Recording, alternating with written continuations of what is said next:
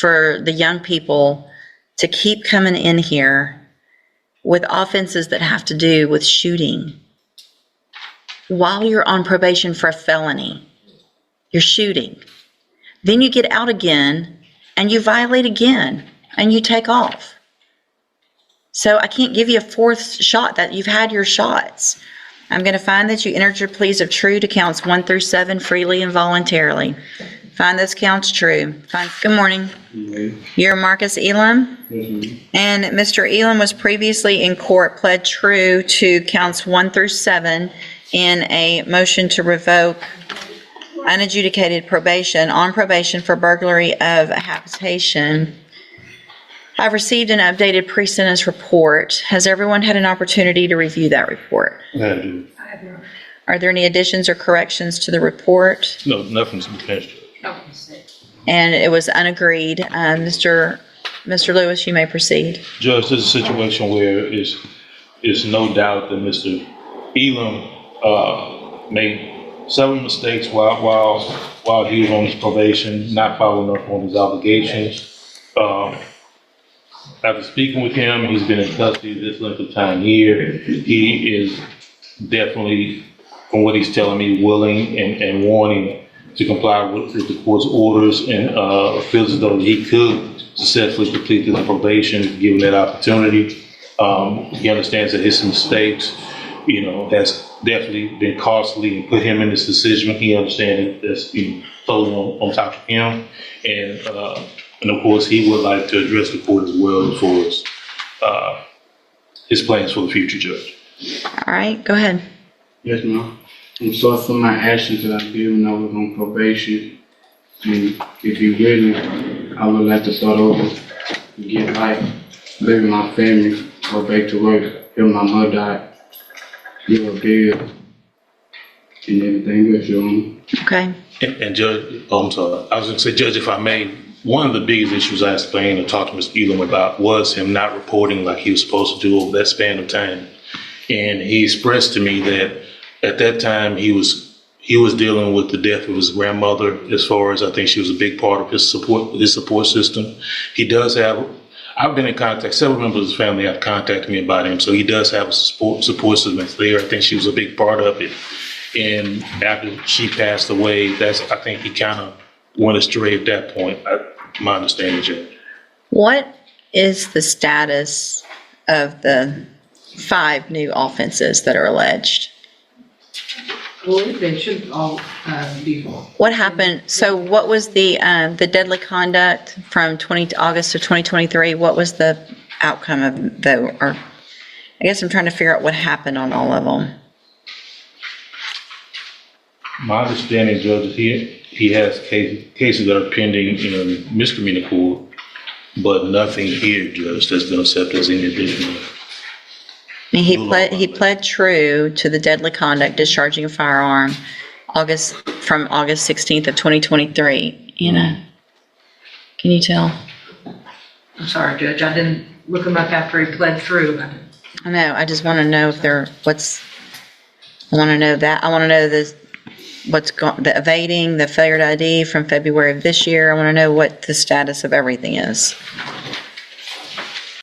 His obstruction in 2023 that was dismissed. Birthday gentleman.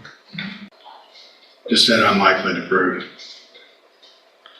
I mean, he pled true to it, so obviously there's that.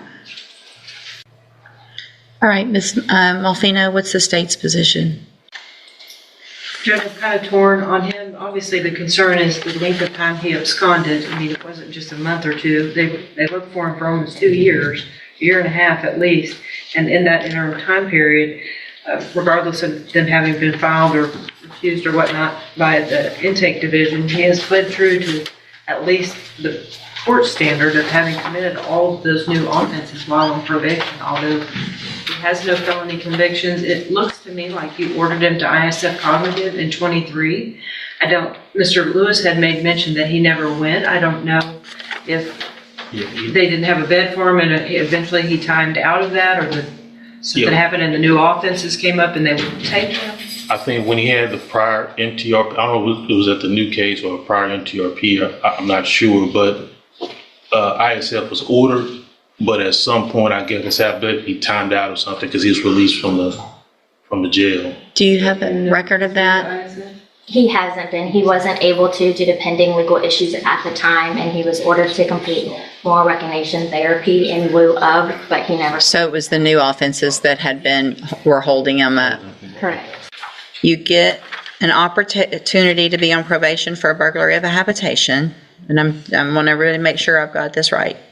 So you get deferred probation for burglary of a habitation, second-degree felony. You get out, you commit 3 new offenses, 2 deadly conducts, discharging a firearm, and an assault family violence on that same date. Regardless of what's come of those cases, you've admitted that something happened on those that day, right? Mm-hmm. So you come in front of me on a motion to revoke your probation. I say, okay, let's give you an opportunity to go to ISF. But because I guess something else must have been pending, maybe misdemeanors or something, you don't go to ISF. So you end up just getting out, getting another opportunity, and then you go and evade arrest or detention and fail to ID. We're back here again. And you want to start over and you're sorry. Think about how that sounds.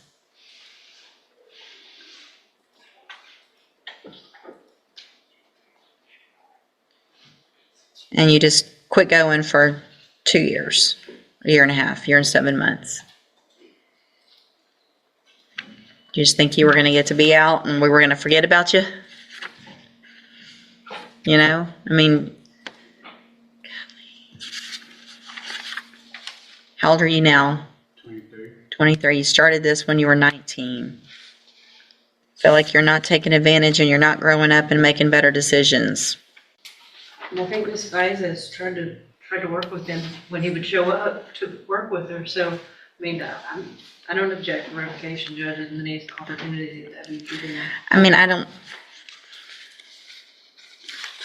know that it makes sense for me to do anything else. And it's just so frustrating, honestly, for me, for the young people to keep coming in here with offenses that have to do with shooting.